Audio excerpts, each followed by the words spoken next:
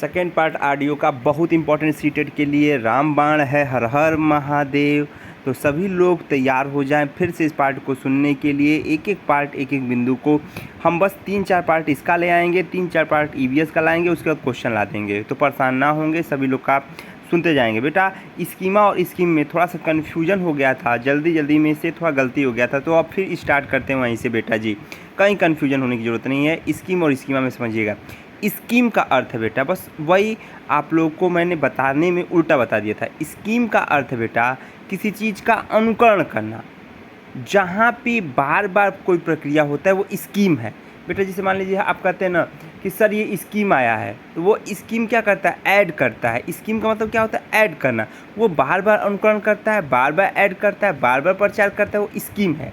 और स्कीमा क्या है बेटा, जो मस्तिष्क में आ गया, जो सोच में आ गया, जो विचार में आ गया, जो तर्क में आ गया, जो तर्क शक्ति में आ गया, स्कीमा। बस काम खत्म, यहीं से पैसा हजम।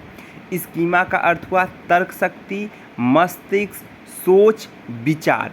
स्कीम का अर्थ हुआ अनुकरण, देख के अनुकरण करना, समाज के द्वारा अनुकरण करना, अधिगम के द्वारा अनुकरण करना। प्लीज़ बेटा लाइक करें, शेयर करें। कमेंट बॉक्स में बहुत अच्छा लगा, कुछ बच्चे कमेंट किए, ऐसे ही कमेंट करते रहिए, बहुत अच्छा लगता है बेटा। तो पूरा प्रयास करूंगा कि सभी चीज़ को डालूं। तो ध्यान रखेंगे, जब कहेगा कि एक लड़का है जिसका नाम विवेक है, वो दूसरे को देख के पढ़ता है, तो वह हो जाएगा बेटा स्कीम्स। क्या हो जाएगा, स्कीम्स। और कहेगा कि एक विवेक लड़का है, वो अचानक पढ़ने लगता है, तो वो स्कीमा। क्लियर हो गया। अचानक सोच, तर्क शक्ति, स्कीमा। अनुकरण करना, दोहराना, स्कीम। नेक्स्ट टॉपिक में हम लोग चलेंगे। थोड़ा सा छोटा सा टॉपिक है, थार्नडाइट।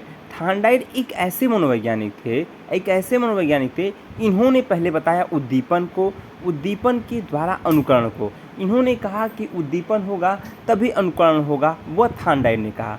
थार्नडाइट ने बिल्ली पे आविष्कार किया।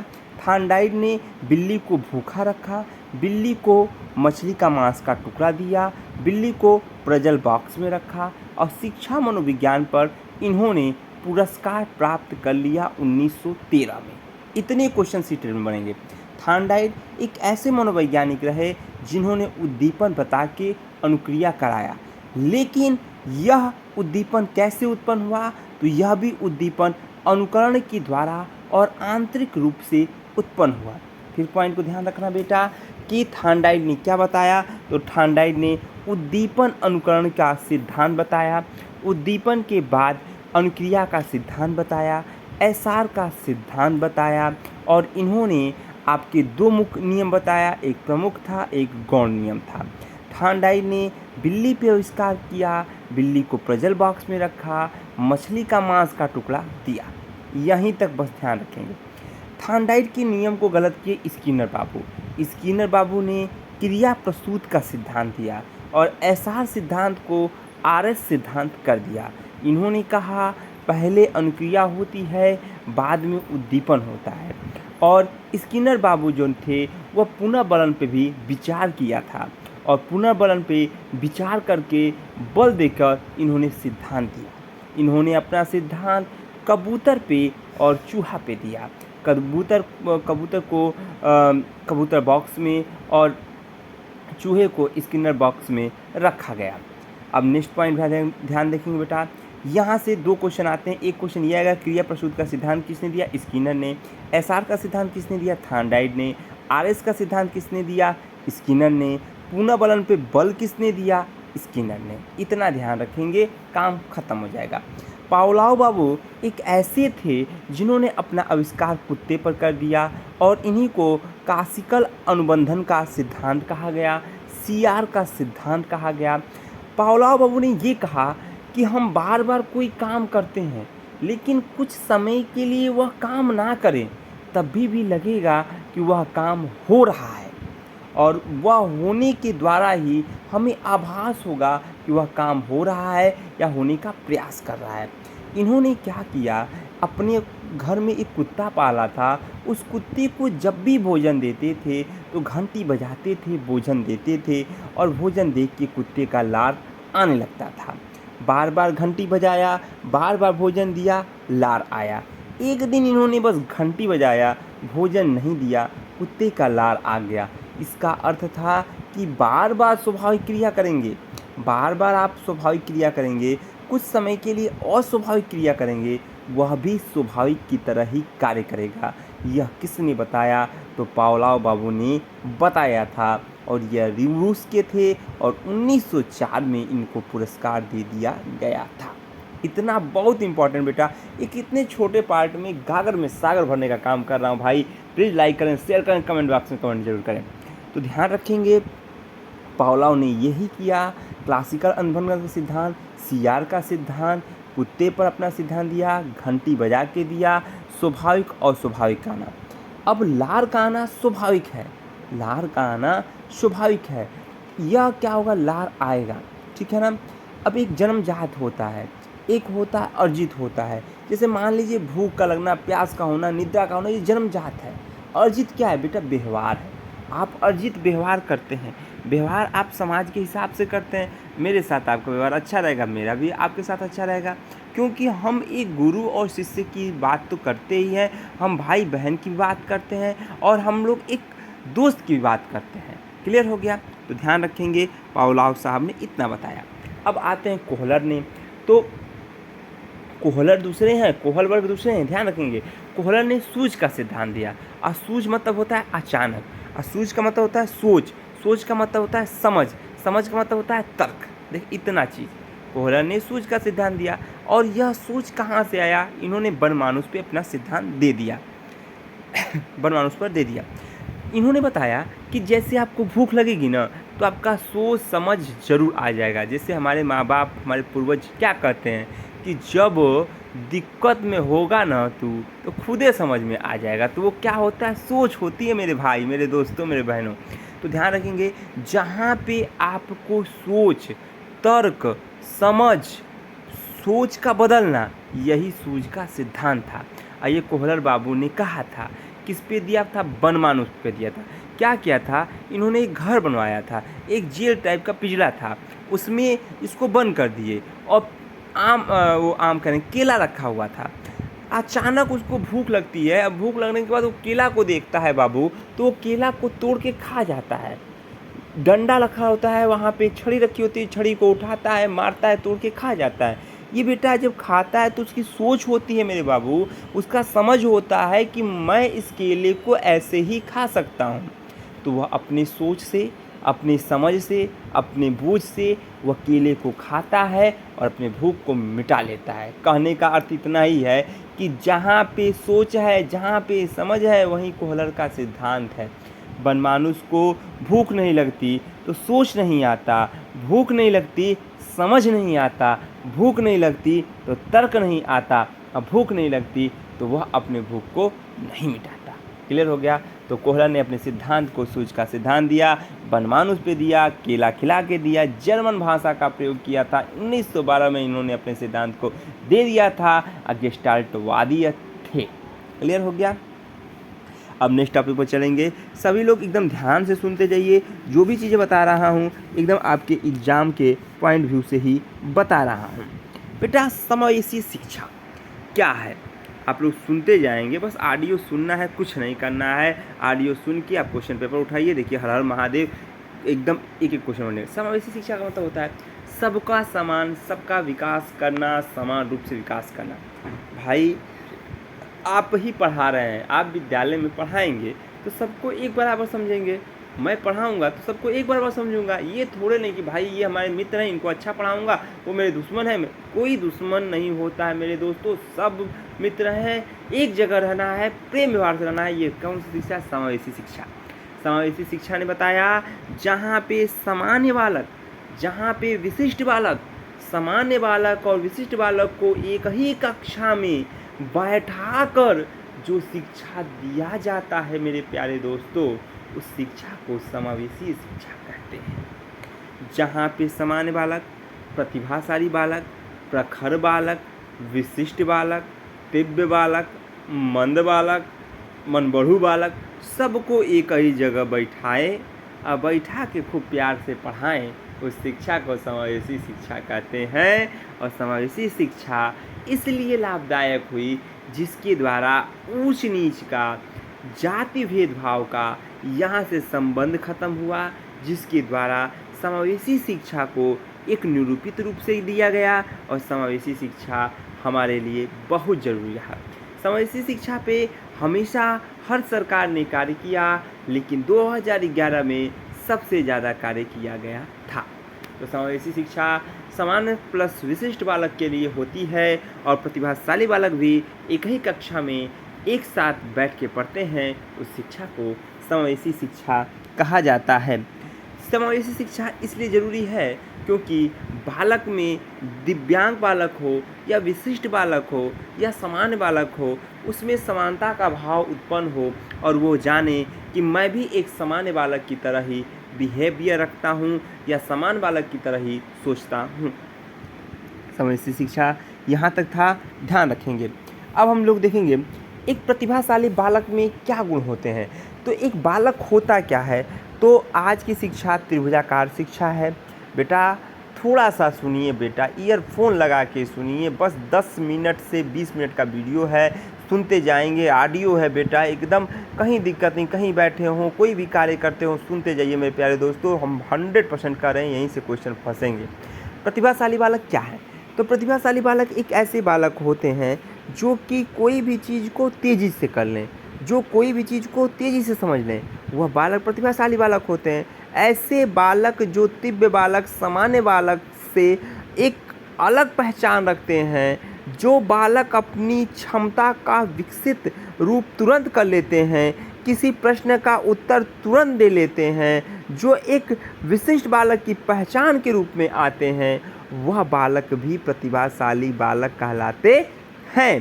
प्रतिभाशाली बालक एक ऐसे बालक होते हैं जो कि दुनिया में मात्र, इन्हीं को प्रखर बालक भी कहेंगे, 2% ही पाए जाते हैं। प्रतिभाशाली बालक अपने दिमाग का 100% यूज कर लेते हैं, इतना ही ध्यान रखना है। तो प्रतिभाशाली बालक प्रश्नों के उत्तर जल्दी दे देंगे, प्रतिभाशाली बालक अपनी समझ का परख कर लेंगे, प्रतिभाशाली बालक तुरंत उत्तर देने की कोशिश कर लेंगे, प्रतिभाशाली बालक समझ को उपज करके निर्णय को ले लेंगे और अपनी समस्या को खुद हल कर लेंगे। इतना क्वेश्चन हो गया बाबू। नेक्स्ट चलेंगे भैया, आगे चलते जाएंगे। भाषा और विचार नेक्स्ट पॉइंट है। तो सभी लोगों से फिर से रिक्वेस्ट है, हाथ जोड़ के प्यारे भाइयों और बहनों, प्लीज़ लाइक करें, शेयर करें, कमेंट बॉक्स में ज़रूर कमेंट करें और शेयर करें, बताएं कि अच्छा जगह है आप, और पढ़ते रहें। भाषा विकास का सिद्धांत चमोस्की ने दिया। पहला question, this is the important रामबाण है, यही आएगा, हर हर महादेव, जब तक तोड़ेंगे नहीं तब तक छोड़ेंगे नहीं। तो भाषा विकास का सिद्धांत चमोस्की ने दिया। भाषा कहाँ से आया, तो भाषा पहले अर्जन हुआ, अर्जन के बाद अधिगम हुआ। अर्जन कहाँ से होता है, तो घर और परिवार से अर्जन होता है, घर और परिवार से अर्जन होता है और समाज से अधिगम होता है। जब तक हम अपने घर में रहेंगे, जब तक हम अपने परिवार से सीखेंगे, अर्जन है। जहाँ पे हमने समाज में आया, जहाँ पे अपने व्यवहार को बदला, अधिगम है। तो ध्यान रखेंगे, भाषा का विकास अधिगम और अर्जन के माध्यम से हुआ। भाषा का सिद्धांत चमोस्की ने दिया। जब तक हमें अपनी बोली पर समझ नहीं आएगा, तब तक हम अपने विचार को नहीं ला पाएंगे। जब तक हम अपने को बोलेंगे नहीं, तब तक अगला समझ नहीं पाएगा। लेकिन यह भाषा कहाँ से कार्य करती है, तो ये भाषा अंतः संबंध से कार्य करती है। जिस क्वेश्चन में अंतः संबंध मिल जाए मेरे भाइयों, मेरे बहनों, मेरे बच्चों, वह क्वेश्चन आंसर एकदम सही है। अंतः संबंध, जहाँ पे भाषा का संबंध अंतः संबंध से होता है, अंतः माध्यम से होता है, अंतः क्रिया से होता है, वही भाषा आगे चल के विकसित होती है। जब तक बंदा सुनेगा नहीं, जब तक बालक सुनेगा नहीं, तब तक बोलेगा नहीं तो पढ़ेगा नहीं, या पढ़ेगा नहीं तो लिखेगा नहीं। ये सभी भाषाएं एक दूसरे से अंतः संबंध होती है। तो ध्यान रखेंगे, भाषा अर्जन और अधिगम के माध्यम से होता है। भाषा का विकास का सिद्धांत चमोस्की ने दिया। भाषा के बिना हमारा जीवन अधूरा है। भाषा से ही हम समाज में अपने को विकसित कर लेते हैं। विचार, भाई मान लीजिए हम आपसे बात कर रहे हैं, हम कह रहे हैं बेटा हर क्वेश्चन इसमें आएगा, ये तो मेरी भाषा हो गई।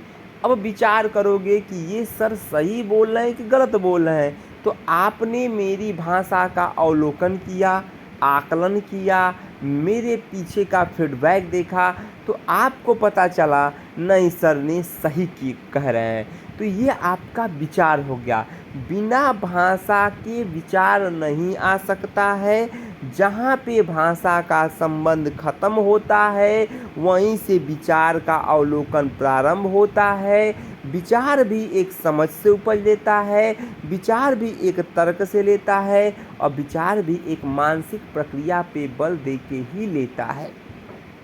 विचार एक ऐसा तर्क माध्यम है जहाँ पे या अनपढ़ हो या पढ़ा लिखा हो, सब व्यक्ति समझ के द्वारा विचार को उपज करते हैं।